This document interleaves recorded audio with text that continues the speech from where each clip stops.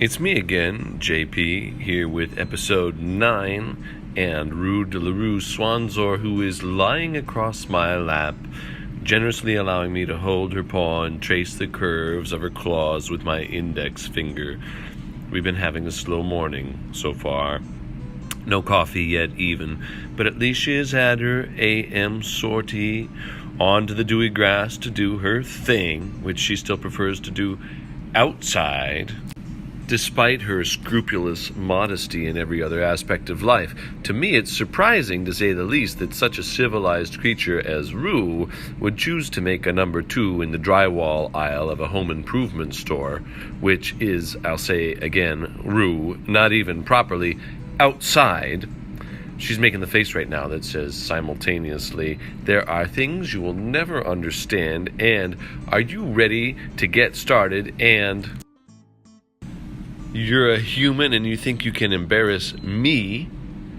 So I suppose I'd better get started, even though I am tempted to dwell on this subject for another minute, since after all I'm the one who has to put on the stunned and mortified look, who has to ask the human clerk at the checkout counter for a plastic bag, who has to spray and wipe the cement floor so it won't stink.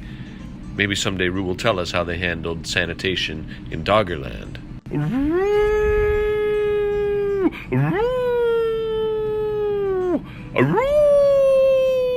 By order of the great high and humble Dogger, I ask that you consider holes and holes. If a sock, a basket, a shoe, or a chair, to pick a few examples more or less from the air, is in ready condition, fit for the purpose for which it is made, it is whole. In the aforementioned cases, then, your big toe won't stick out, your apples won't fall through, your captain won't go down, your bottom will stay off the floor. With these simple objects, the idea and the ideal of wholeness is easily understood. Complex objects, I'm sure you've noticed, though, can appear whole and entire, fit and ready, and be on the verge of utter failure. Airplanes, towers, bridges, and promontories have all collapsed without showing any plain sign of imminent failure. Occasionally, strong marathon-running people fall suddenly dead in the street. Personalities instantaneously shatter.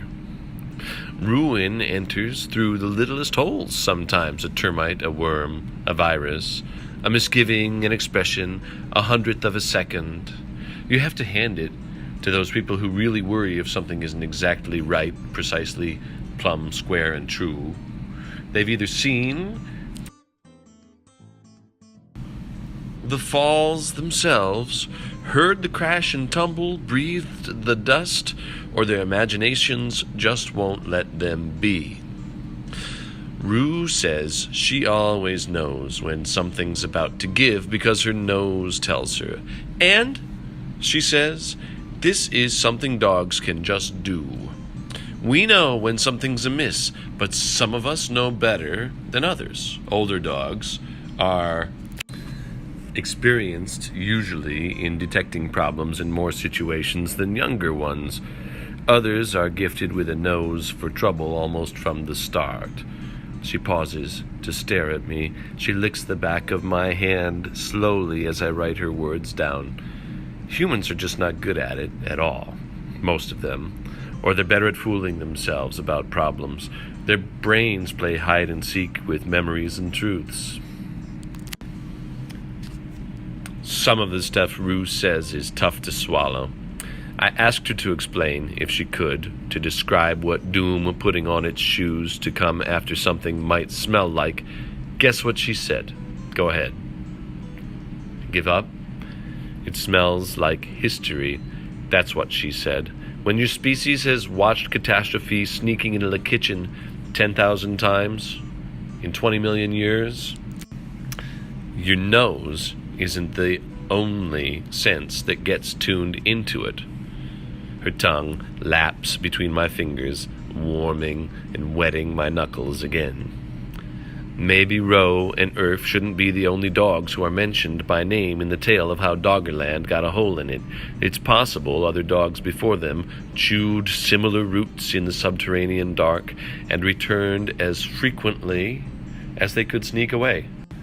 each time making excuses and being excused on their return because, after all, they usually did what was expected of them, and because life is short for dogs, and because the chase of Doggerland was an empire whose natural wealth and modest ambitions meant that an absent dog, or late one, going unnoticed, would grow into more responsible dogs, and anyway wouldn't be the cause of much ill. Maybe Rowan Earth's hole was an open secret that could have been patched and sealed, except that no dogs believed it would be the end of Doggerland, and anyone would embrace the simple fact that a territory of thousands of square miles isn't expected, even now with our much more advanced knowledge of geology, to sink like a scuttled man of war. Nothing, too, has been mentioned about the possibility of other creatures possibly having discovered the same delectably addictive roots. Why couldn't the real fatal damage have been caused by rabbits, or paleo beavers, or woodchucks, or a hungry clan of Neanderthals, or some combination of all of them? True, true, true, to honor sweet Rue.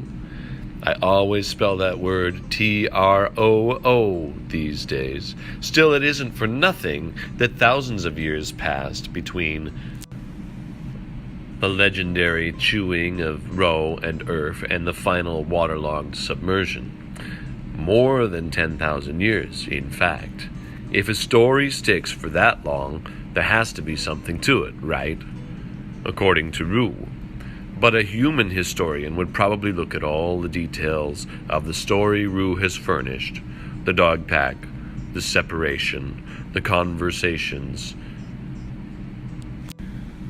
the interrogation by Y, the cave lions, and so on, including the parts of the story I haven't even put to paper yet, and say to herself, or himself, both, something like, how can we possibly credit all of this millennia-old nitty-gritty? Because Alexander the Great gave some memorable speeches, but nobody pretends to know what he really said. Actually, that's wrong. We do pretend. People have put millions of words into the mouths of folks they never knew. Not dogs, says Rue. Dog history, she says, is T-R-O-O-T-H, truth. She gives me another soft, wet lick on my chin. She says I don't have to believe it. She says we just have to go on with the story.